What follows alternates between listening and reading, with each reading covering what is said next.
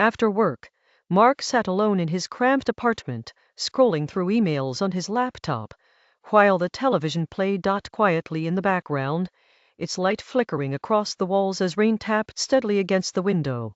At one point, the cursor on his screen hesitated, then jumped backwards before continuing as if nothing had happened, and Mark dismissed it as a simple network hiccup.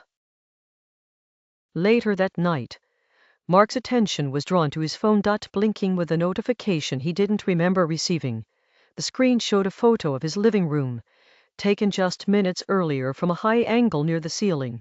He glanced up without thinking, but the room looked unchanged, except that the static in the speakers had grown more insistent, now pulsing in time with the subtle flicker of the overhead light.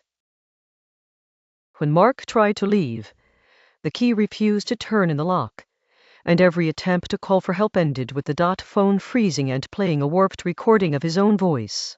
The television began flipping through channels on its own, stopping just long enough on a frame that showed him standing at the front door, seen from behind. The crackling from the speakers intensified, morphing into digital static that spread across every display, forming a distorted replica of his face that echoed his movements with a slight delay. As he retreated, the lights faded and the windows shimmered, replaced for a moment by black voids swirling with static. By morning, the superintendent found Mark's apartment locked and still, blinds drawn tight, and no answer to repeated knocks.